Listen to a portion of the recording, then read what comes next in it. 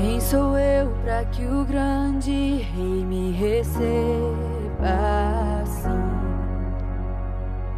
Me perdi, ele me encontrou, seu amor por mim, seu amor por mim.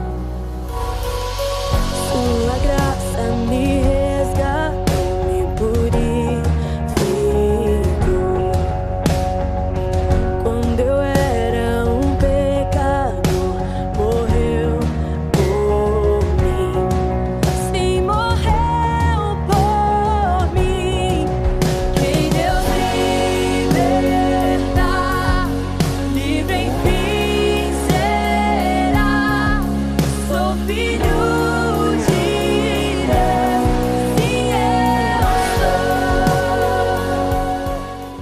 Mas quando chegou o tempo certo, Deus enviou o seu próprio Filho, que veio como filho de mãe humana e viveu debaixo da lei, para libertar os que estavam debaixo da lei, a fim de que nós pudéssemos nos tornar filhos de Deus. E para mostrar que vocês são seus filhos, Deus enviou o Espírito de seu Filho ao nosso coração, o Espírito que exclama: Pai, meu Pai. Assim vocês não são mais escravos, vocês são filhos. E já que são filhos, Deus lhes dará tudo o que ele tem para dar aos seus filhos. Uma palavra aos filhos de Deus, pois foi para isso que ele os chamou.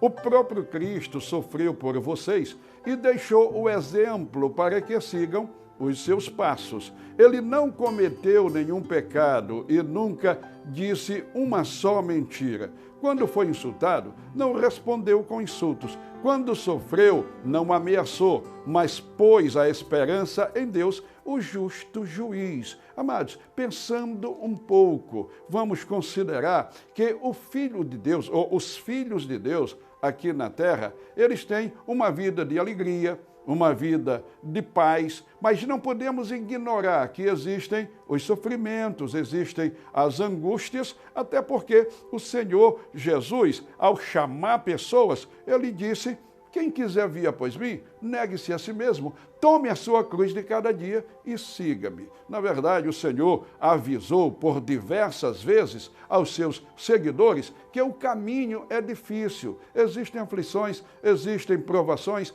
existem sofrimentos. Ele mesmo trilhou o caminho com muito sofrimento, muitas angústias e muitas dores. O próprio Cristo levou os nossos pecados no seu corpo sobre a cruz, a fim de que morrêssemos para o pecado e vivêssemos para uma vida eterna. Por meio dos ferimentos dele, vocês foram curados. Vocês eram como ovelhas que haviam perdido o caminho, mas agora foram trazidos de volta para seguir o pastor que cuida da vida espiritual de vocês. Amados, se na verdade nós considerarmos que a nossa salvação custou o sofrimento de Cristo, se considerarmos que o nosso Redentor padeceu amargamente para ser o nosso Salvador, nós vamos compreender que os sofrimentos que vierem até nós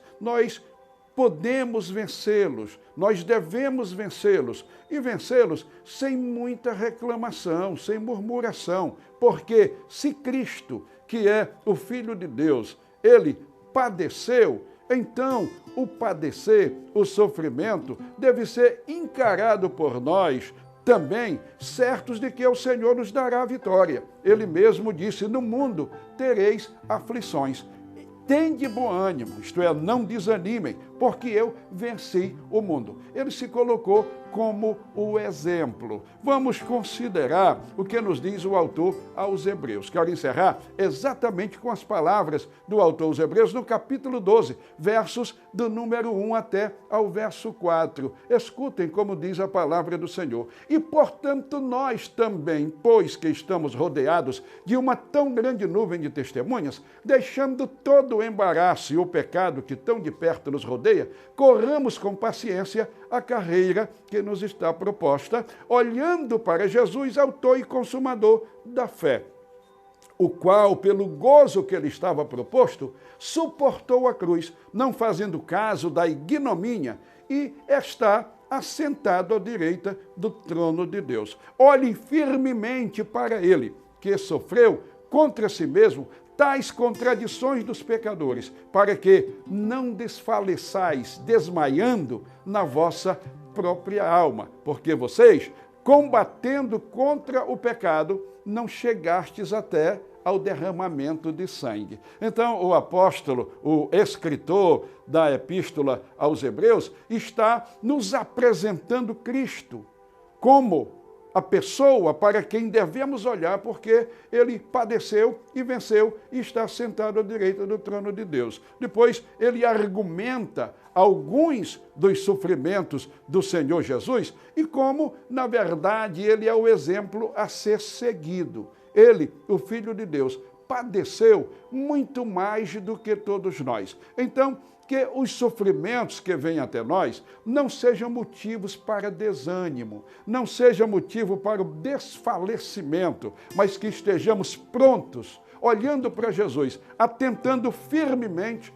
para Ele, porque Ele sofreu, mas Ele venceu, e Ele nos dá a garantia. Ele nos avisa e nos dá a garantia da vitória. Ele diz, no mundo tereis aflições, mas não desanimem, porque eu venci o mundo. A vitória de Cristo é a vitória de todos os filhos de Deus. Esta é uma promessa, uma palavra, uma certeza destinada aos filhos de Deus. O Senhor vos abençoe.